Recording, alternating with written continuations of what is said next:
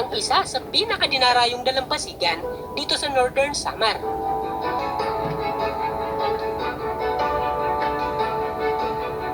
Sa ganda ng buhangin, linaw ng tubig, at nakaka-relax na view, tila maraming turista at artista ang nahumaling dito.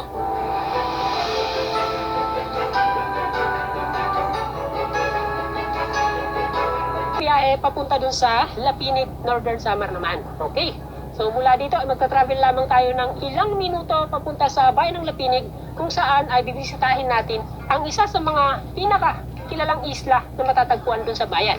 Okay, so tara, let's go!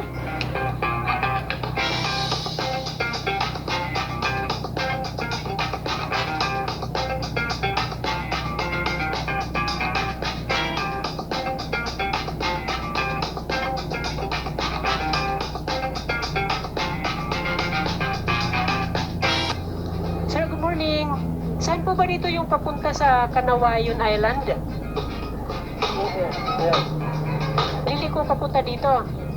May mga bangka doon. Okay, sige. Thank you, sir. Thank you.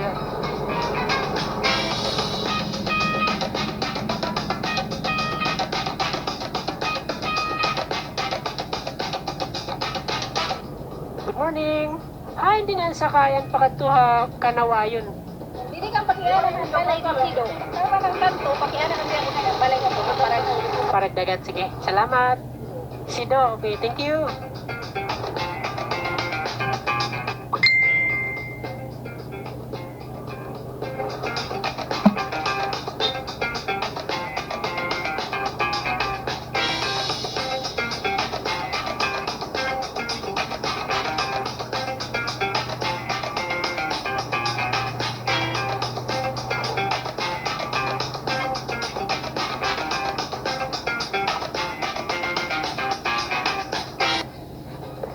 Matapos ang halos isang oras na travel mula sa Palapag, Northern Samar, ay narating na rin natin itong bayan ng Lapinig, kung saan tayo sasakay ng bangka patawid naman dun sa Canawayon.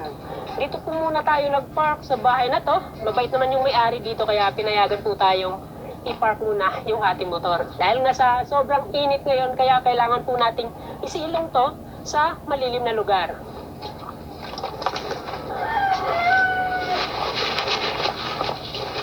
Ilang metro lang mula dun sa pinagparkingan natin ay nandito naman yung bangka na nag-aantay sa atin.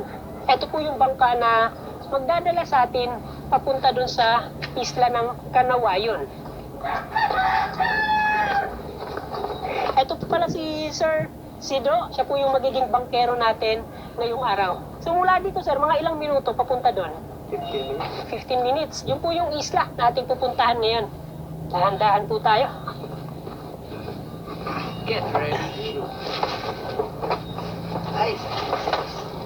Yung renta po natin dito sa bangka ay nagkakalaga ng 700 pesos. Balikan na po yan at antayin po tayo ng bangkero hanggang sa makabalik tayo dito sa mainland.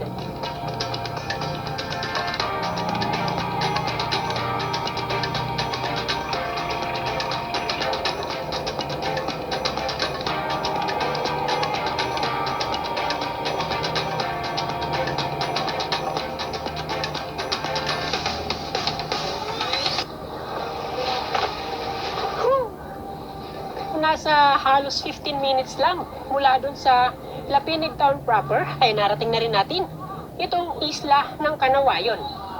So mula dun hanggang dito ay mayroon po mga seawall na kung saan ito yung promoprotekta dito sa isla laban sa mga nagngangalit na alon. Dito banda, open kasi dito pumapasok o pumapark yung mga bangkang dumadaong dito sa isla.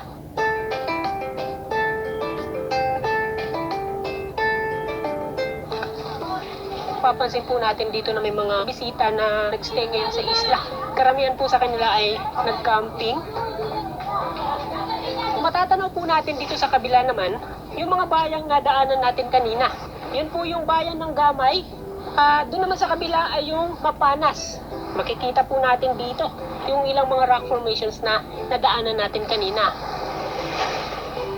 Dito makikita nyo naman yung tubig. Sobrang linaw. Grabe. At maging yung buhangin. Wow!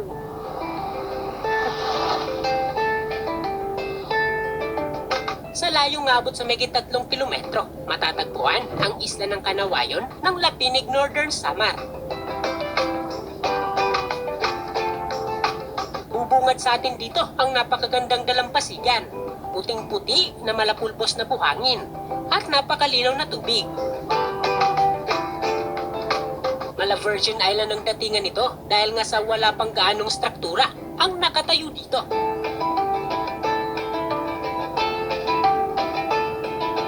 Dito dahil nga sa walang nakatirang residente, kaya bukod dito sa mga tumbang puno at itong masukal na kagubatan ay wala na kayong mapapansin dito. So yung mga napupunta dito ay may kanya-kanyang dalang tent dahil nga sa wala kayong masisilungan na mga cottages at iba pang mga kwartong pwede nating matulugan. Mapapansin din sa baybayin ang mga naggagandahang durog na corals. Paalala lang po para sa mga turista na magpupunta dito, wag na wag po tayong magdadala nito. Yan, bawal na bawal po nating dalhin etong mga corals. Kaya na po natin sila dito para at least makita po sila ng mga susunod na bibisita dito.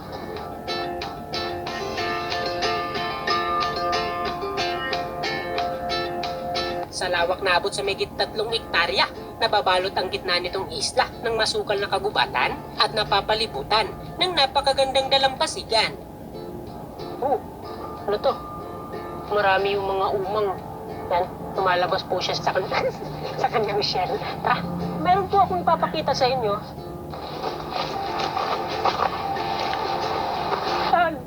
Tingnan mo yung lugar na dadaanan natin mamaya. Sobrang lakas na ng ulan. Tapos dito naman sa isla, ayan, makikita po natin ang napakagandang panahon. Parang ayaw muna tayong paalisin dito sa isla. So tingnan po natin to. Dito banda, makikita po natin kung gaano kakapal itong buhangin na bumabalot dito sa ibabaw ng isla.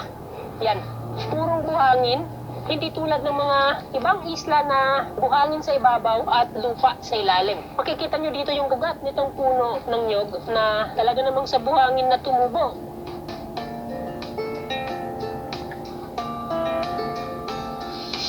Samantala, dahil nga sa nasa bahaging ito na ng Pacific Ocean, itong isla ng Kanawayon.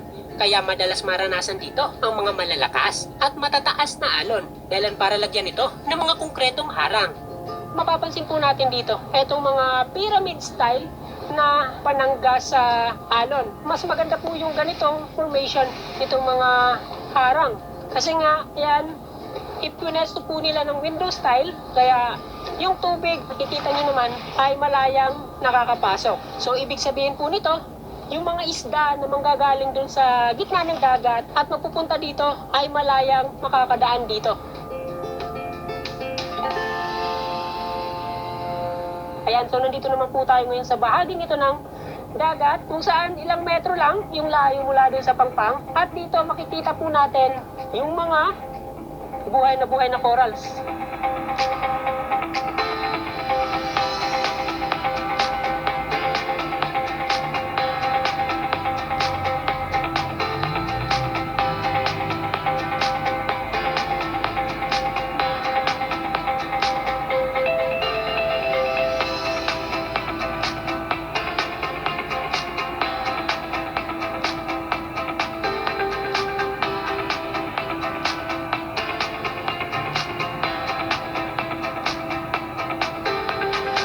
So sa wakas ay nakita na rin po natin itong isla na matatagpuan dito sa bahaging ito ng Northern Samar. So maliban dito sa isla ay napuntahan din natin kanina yung Araw